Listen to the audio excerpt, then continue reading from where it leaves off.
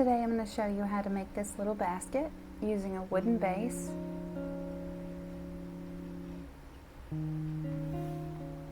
This base has 10mm holes. I prefer the larger holes when I use this thicker cord. It's ideal for Bobbiny's 5mm braided. Anytime you use this cord, make sure that you start with the end that has the knot. It makes it much easier and it doesn't unravel all at once. I like to leave the tail about 8 to 10 inches long so I can use it later to close a couple rounds and make the joins more seamless. For this first round, I think I'm going to use a 7mm hook. You can use anything from a 6 to an 8 will work with these holes. And then once you attach your cord to the base, you can always go up a size on your hook. Okay, for this first round, make a loop. And I want my logo on the inside, so I'm going to start from the back here. You'll pull a loop through. Grab your working yarn, go through the next, yarn over, and pull through. That's a slip stitch. So go through and pull that loop all the way through.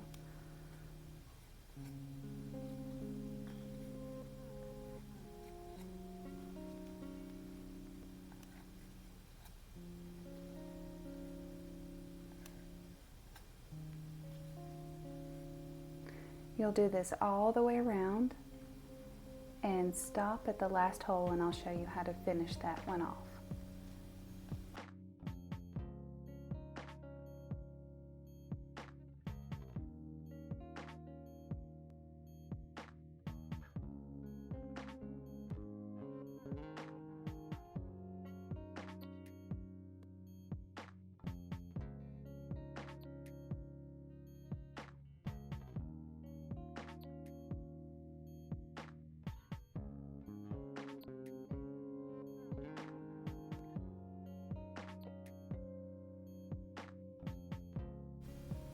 For this last hole, instead of using your working yarn, you're going to switch to your tail.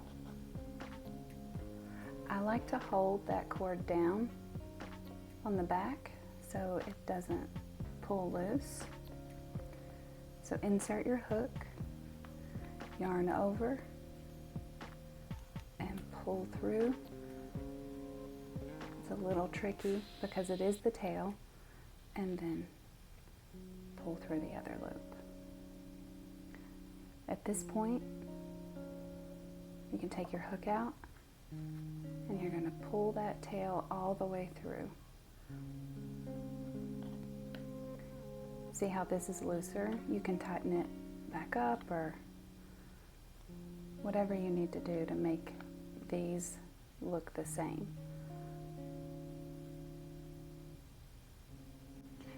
Now, to close this round, you're going to create like a fake stitch. Mine's a little tight there, so I loosened it. You're going to go under those two loops and pull that yarn through.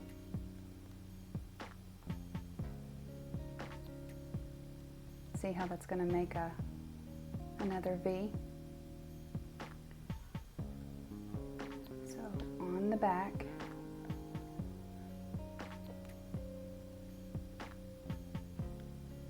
you're going to pull that yarn through. I've had several people ask where their hook goes for the next part, and I always remember it that you're going to start where the tail is coming out. That's the easiest way to explain. So your tail is coming out of this hole. That's the hole that we're going to start with. So go back to your working cord, and the tail is here. Instead of going between the stitches, you're going to go behind it, and you're going to pull up a loop and chain one. That's going to start that next round. When you continue, these are going to be single crochet stitches. So you insert your hook, yarn over and pull up a loop, yarn over and pull through both. So insert your hook, yarn over and pull up a loop, yarn over and pull through both. And again, continue this all the way around, stopping at your last hole, and I will show you how to close it with the tail.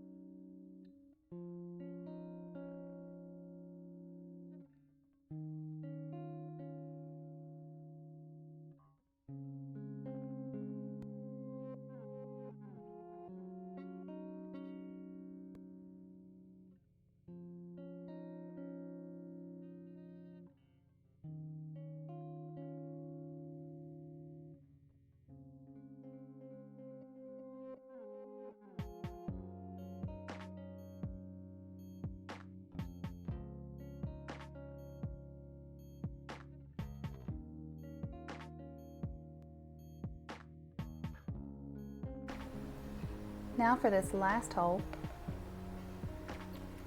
just like before, you're going to insert your hook in the hole, yarn over and pull up a loop, but instead of yarning over with your working cord, you're going to switch to the tail, yarn over and pull through both with that tail.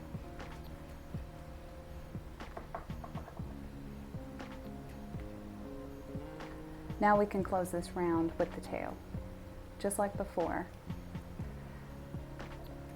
This stitch here, this is our first stitch that's running horizontal. So insert your hook from the back,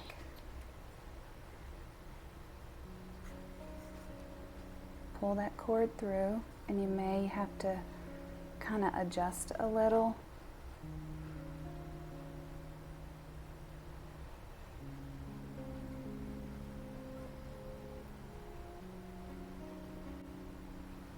So here, make sure you go through both of these loops,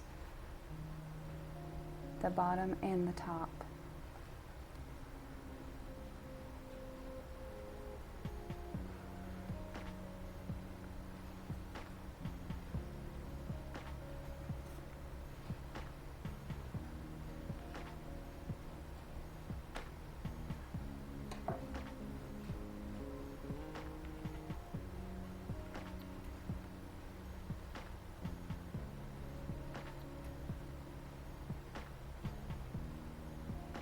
Tighten everything up so they all look the same and it's seamless all the way around.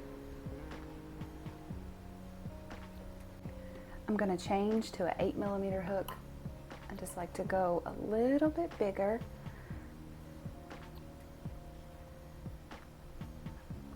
Now from here, we're done with the tail. We're not going to use it anymore. And remember, for the last round hook placement, we're going to insert our hook where the tail is coming out of. So this next round will be back loop only.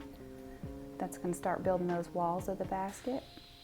We're going to insert our hook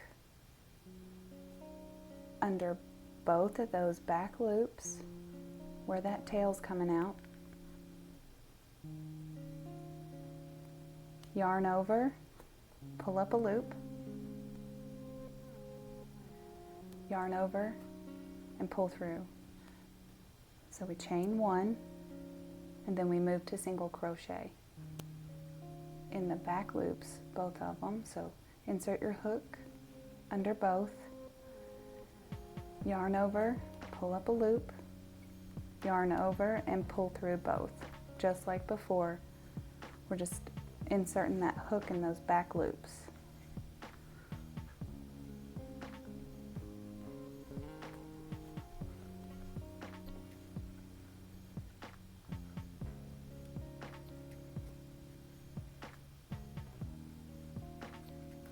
You're going to continue all the way around until you get to the last one, and then I'll show you how to close the round.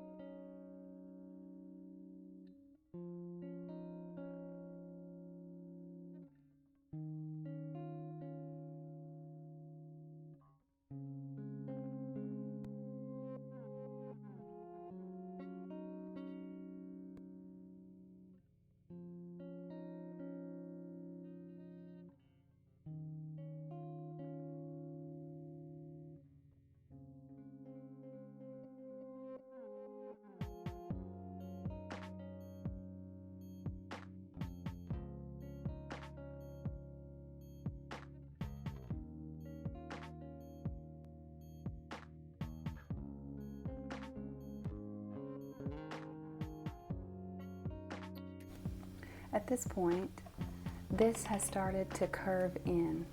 Well, it's actually needs to be curving the other way. So you can manipulate those stitches, and that's starting to build those walls of the basket. And this is our first round, starting on the walls.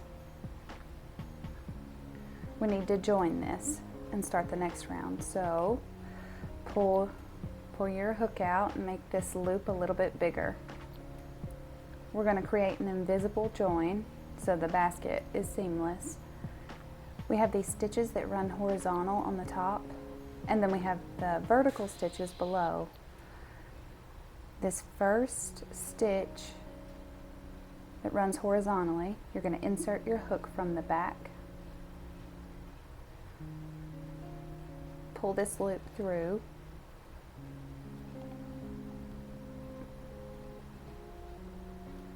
pull it tight. That's what's going to join the rounds here. Now this loop, you don't want to leave it too big or it'll create this weird little loop on the inside of your basket, but you also don't want to leave it too small so you can't get your hook through it.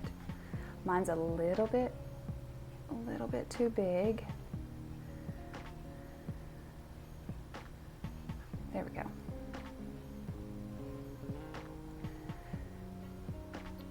From this loop directly below and to the right is where you're going to insert your hook inside that V.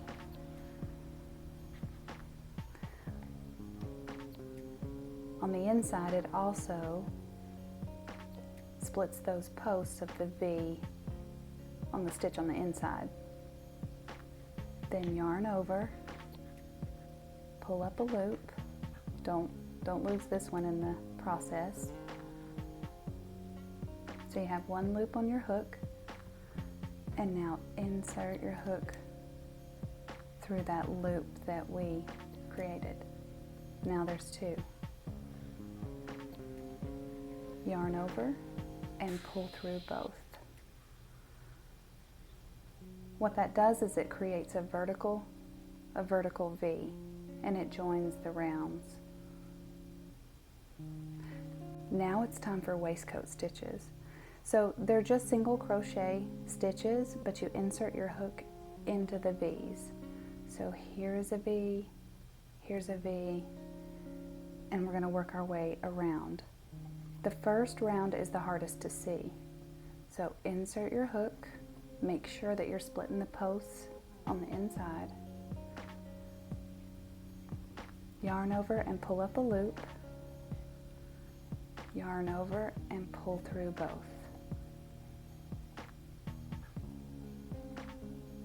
And for the next one, here's the V. Insert your hook, check your inside, yarn over, pull up a loop, yarn over and pull through both. Show you. So that invisible join creates a vertical V, and then as we work waistcoat stitches, they create the V's on top. Now, you're going to work your way all the way around, and each round you're going to close with an invisible join. And then do more waistcoat stitches, invisible join, waistcoat stitches. You just keep repeating that process until your basket reaches the height that you're looking for. I'll meet you back and show you how to finish. I've completed 5 rows of waistcoat stitches, and I think I'm going to stop here because it is such a small basket. For the last round, I like to create slip stitches around the top so it gives your basket a nice thick border. Instead of doing an invisible join here, you're just going to create slip stitches. So to do that, you're going to insert your hook from the front underneath that top V.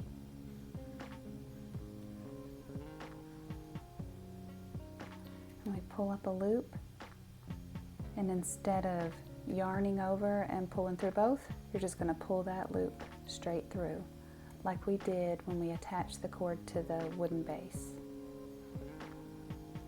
So insert your hook, pull a loop through both, and continue working your way around.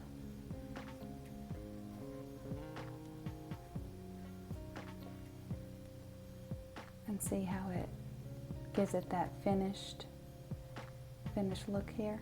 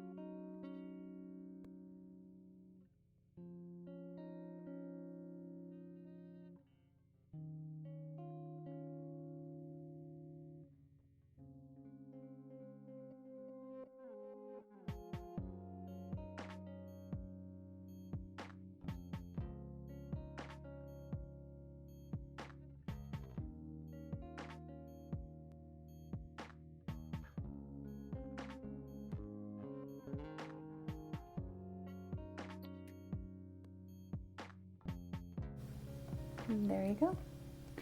You just clip your yarn or cord, pull it through, and weave in the end.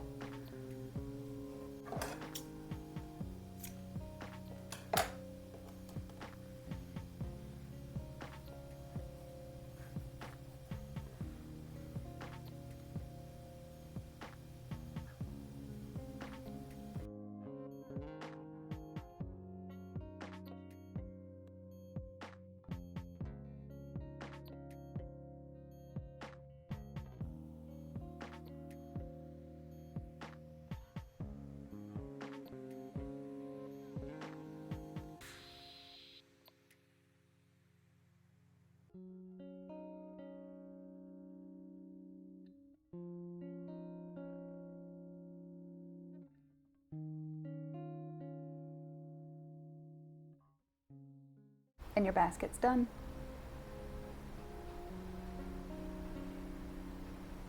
Thank you so much for watching.